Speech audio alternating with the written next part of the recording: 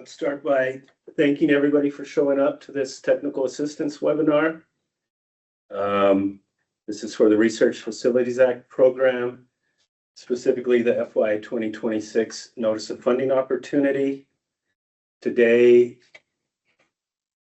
we'll be going over the NOFO, as well as hopefully leave some time for some questions. I'm joined with Ada Cassidy, the program specialist who's supporting this program, as well as Lisa McCrary from the Awards Management Division. She is the Grants Management Specialist. And I am Rodney Vance, National Program Leader in the Institute of Youth, Family, and Community.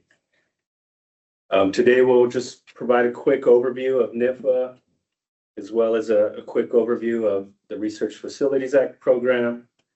We'll dive into some of the details of the application, as well as the evaluation process and our timeline. And then we'll give you some links to some resources, and hopefully we'll leave enough time for some questions. I've been getting a ton of questions in the RFAP inbox, as well as my own inbox. I've been trying my best to respond to those. I apologize for any delays. It's been overwhelming. I'm hoping that this webinar will answer many of those. I'm still trying to get to the rest. And I understand it's a condensed 30-day open period. So we're trying our best to just get everybody on the same page and on point and ready to apply. But I encourage you to continue working on your submissions as we work through those questions. So just a little bit of a NIFA overview of who we are. We are the National Institute of Food and Agriculture within USDA.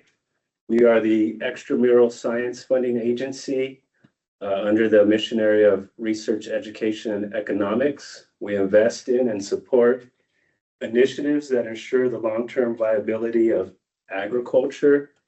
We provide funding and strategic leadership for programs that ensure groundbreaking discoveries in ag-related sciences, as well as technology to reach the people who can implement them and put them into practice.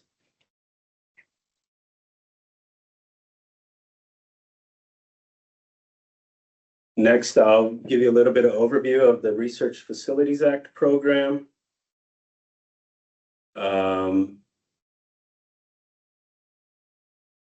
First of all, many of you are probably already aware of the program, and you have seen the previous iterations of it, the previous fiscal years, when it was at the $1 to $2 million funding level. Luckily this year, thanks to the Reconciliation Act, or the One Big Beautiful Bill, aka the Working Families Tax Cut, aka HR1, whatever you want to call it. Though, thanks to that, Congress has significantly increased our funding to $125 million, and it is now mandatory funding. And within the authorization, it's for the next 9 years, hopefully. So we'll be seeing that money every year. RFAP is designed to provide financial assistance to eligible institutions for construction, alteration, acquisition, modernization, renovation, or remodeling of ag research facilities that conduct research in the fields of food and ag sciences. Within the authorizing statute, the definition of agricultural research facility is a facility for research in food and ag sciences, for which the federal funds are being requested to assist in the construction or alteration, acquisition, renovation, or remodeling of the facility. Within the NOFO, you'll see the definition as an ag research facility is referred to a facility or a complex that supports advancing research and training in the food and ag sciences. And so this would include spaces and infrastructure that enable basic, applied, and developmental research, as well as the extension and teaching activities that are integral to preparing the next generation of researchers and professionals in these fields. A little bit about the purpose. Facilities may include, but they're not limited to, a wide range of infrastructure that supports research training, and the integrated activities that support food and agricultural science.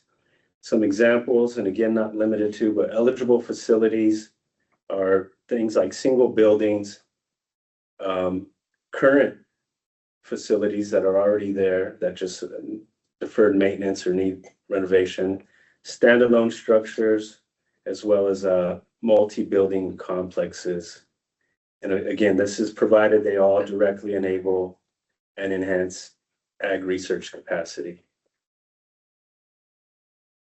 Again, with some more examples of what these facilities or infrastructure could be, things like research labs, specimen storage and instrumentation suites, classrooms, training, learning spaces that all support hands-on research and research-focused instruction, integrated complexes that co-locate all three of those things, as well as greenhouses, growth chambers, shade houses, greenhouses, other controlled environment facilities, and then any standalone ag research structures that could include barns, animal care, husbandry facilities, aquaculture units, and on and on. Before we get into eligibility, one thing I want to point out is that according to this executive order 14292, which essentially halted federal funding for dangerous gain of function, so no working with viruses or bacteria or altering genetic code. So that with that executive order in place, USDA's response was to have strict guidelines prohibiting NIFA from accepting grant applications or proposals that involve these types of experiments. So no dangerous gain of function. Eligibility for the Research Facilities Act program can be summed up in the last bullet on this slide, which is any institution that's eligible to receive capacity or infrastructure program funding. And if you were to look in the NOFO at the very end in Appendix 4, you'll see a list of all of these NIFA programs that are considered capacity and infrastructure programs. If your institution is eligible for any of those programs, then you're eligible for RFAP. The majority of those institutions are land grants, NLGCAs, the insular areas, forestry schools that get McIntyre-Stennis money, and there could be other ones within there. So if you're not sure, reach out to us and we'll have our policy team take a look, or you could also work with your sponsor programs office and maybe they might have some insight to your eligibility of those other programs. But it's a long list, and so it's going to take us some time to make a comprehensive list of who's eligible. These are facilities projects. They're standard grant types. The project duration is between 12 and 48 months. One thing I want to point out here, one is no cost extensions. You will be able to apply for no cost extensions. But what's important to note is the statutory period of this funding is only 5 years. So at the end of the 5th year, that money is returned to Treasury if not spent. So if you have a 48-month project, you essentially only get one no-cost extension.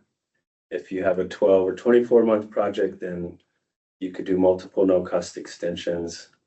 And as usual, the first no-cost extension is pretty easy. The AOR requests that. It's kind of automatic. Second one will require a little more details and will have to be approved by NIFA after review. Not guaranteed, but they are available. Also to point out, back to the previous slide where it said only one active award at a time.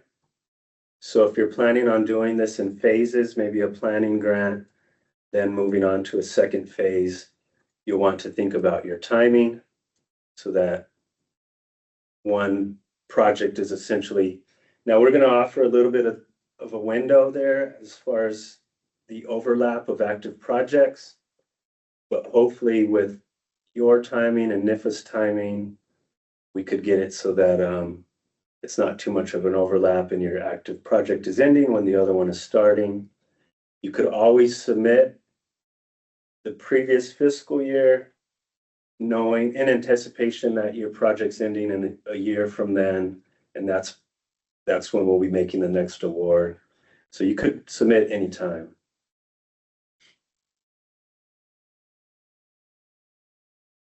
Oh, and one other important thing to note that I'm thinking about is back to the one active project at a time. The good news is if you have a previous RFAP award from 25, 24, or 23, we're considering that not part of this new authorization. And so those awards will not count towards the active award. This is starting now with this new authorized funding level of RFAP. Going forward, it'll be one active award. Anything else, even if you have a 4-year award that you received in 24, that's fine, continue that work, and you could still apply and essentially be awarded for 26. So we have 4 levels of awards, and these weren't necessarily meant to bucket you strictly into that type of activity or that type of facility upgrade or construction. This was more of just, these are some examples of what you could fund. So at the lowest level, we have planning grants. And although we put 100 to 200,000, if you could get away with planning for less than that, feel free to apply at a lower level. And the same with the other levels. If you need to do a small facility upgrade and you only need 100, that is okay to say you're doing a level 2 small facility upgrade, but for less. And so on these slides, just some examples of what an upgrade might look like: renovations, modernizing a lab, level 3, slightly larger construction or expansion projects that include, extending a research wing or some major retrofits. And then level 4 would be our largest scale projects, full complexes and buildings, major research complexes, specialized labs. Another thing I want to point out about these award amounts, and we'll get into this a little more probably when we talk about matching, but these numbers reflect the federal award amount. So this is the amount NIFA will be providing. Your match will be providing the equal 1-to-1 match. So essentially for a level 4 project, if you're asking NIFA for 30 million, you would be matching that with 30, and this would be a $60 million construction project. So I just want to make that clear that these are the NIFA funding amounts, not your total project amounts. Allowable costs under this program include construction, restoration, renovation, or even acquisition, property, permanently fixed equipment, engineering and architectural planning, critical building systems, the installation of those, other construction phase activities, and like I said, acquisition of real property or land. Unallowable costs are standalone research equipment that's not permanently attached to the facility, and that includes portable, movable, or non-affixed equipment. Now, regarding the cost share and matching, again, this is not something that NIFA implemented. This is part of the authorizing statute, part of the law that requires one-to-one non-federal cash match. In-kind contributions are not allowed. The good thing is that can come from pretty much anywhere other than non-federal. So you could have private donors, state and local governments. There is an exception for the insular areas. Up to $200,000 of the total award would be waived for that amount of matching.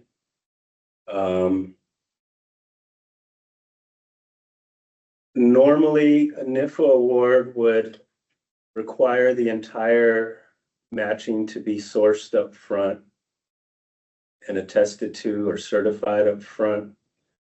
We still are we are trying to offer some flexibilities in this because we know these are much bigger projects and matching might have to come in phases.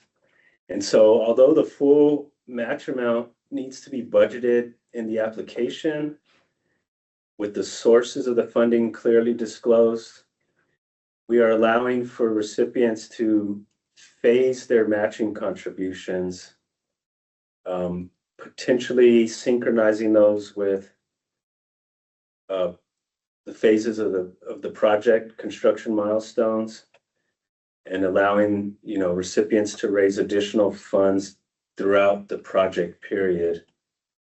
And so really just the AR has to sign off on the award, attesting to fulfill all the matching requirements. But as far as release of funds and certifying actual matching, we'll be doing that in a phased approach throughout stages of as certain stages of the project are completed. You could send us proof of that, as well as proof of the next where the matching is coming from, and then we'll release the next stage of funds. So I hope that's going to help a little bit with securing the matching. I'm going to let Ada talk about some of the application details and documents. Mm-hmm. And yes, we're seeing some of the questions coming into the chat box. That's great. We'll get to those questions that you're writing down and in the chat box towards the end of the presentation. We're going to go through this application details and documents and some additional information in case some of these slides may answer your questions as well. So one of the application changes from previous years, obviously, the amount of funding, right? We got a lot more funding, like Rodney mentions, 125 million, and that is significant increase. But one thing regarding to the document and application for your in our system is that all key personnel must complete and certify the common form for biographical sketch and common form for current and pending, but using Science CV, and submit the certified forms at the time of the application. This is something that you might see as kind of new, and Science CV gathers and compiles information on expertise, employment, education, and professional accomplishments. All key personnel are essential individuals whose expertise, authority, and responsibilities are critical to the success of the program or award. This is going to include organizational leaders, program managers, principal investigators, and any other staff that will have substantial involvement in this project. Key documents of your application. This one includes various. There's way more details in the NOFO. We highly encourage you to read every single key component and key document on the NOFO. There's further explanation, examples, and other details, as well links that it can send you to additional resources.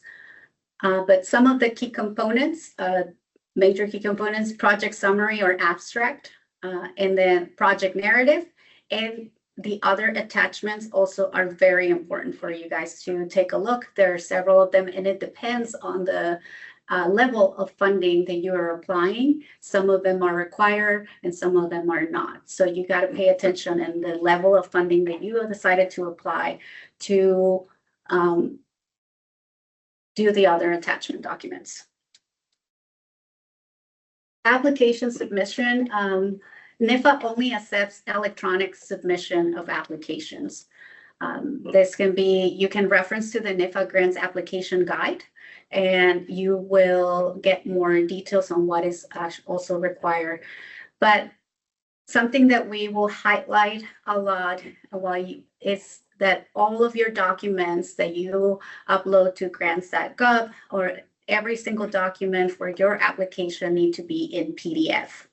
And that's including your narrative, budget justifications. Every single document has to be uploaded in PDF. Otherwise, our system will not allow us to open it. And if your panelists or the people who is reviewing your projects do not have access to that document, it could affect the panel process. So grants.gov may allow other formats.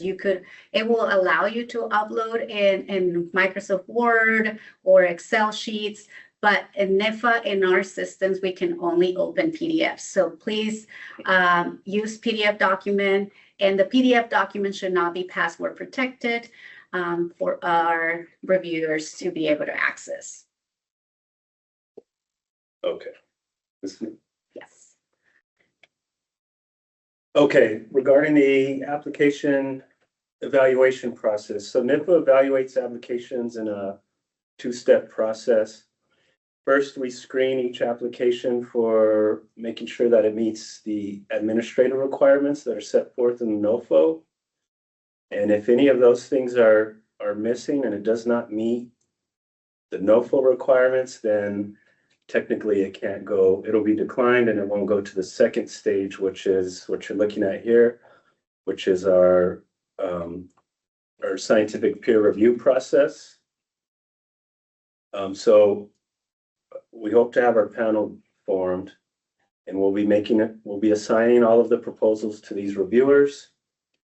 We'll probably be giving them 30 days to review. They will review the proposals. They will write individual reviews, evaluating the strengths and the weaknesses. And then we will use these reviews in a virtual panel to start discussions with the other reviewers in order to evaluate and rank the proposal amongst the group. And eventually we'll reach a consensus on the final ratings and rankings of applications, and that's how we will select those to be awarded. Just pointing out the key documents that Ada mentioned earlier are really what support this evaluation criteria. Rationale and significance of the research facility, the long-term impact, as well as the long-term institutional commitment, how well the project is planned, those project execution planning documents, the financial capacity, especially around the matching, who's on the team, and then ultimately the deliverables and the outcomes and the long-term viability of the facility. There's a note here that 3 and 4 are not required for planning activities.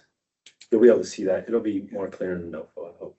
This is not much of a timeline. This is more of what we need to do by September 30th. This is 1-year funding, so it must be obligated or awarded by the end of the fiscal year, which is September 30th. So like I said, we'll be having our peer review panel probably within a month of the deadline, and we'll be making those award calls as soon as our panel is complete and we've ranked everything. And then we'll have a quick turnaround for award processing. So if anybody's award is selected, I'd be ready to have any missing documents or anything that the awards management division is going to be requesting as soon as possible before we run out of time.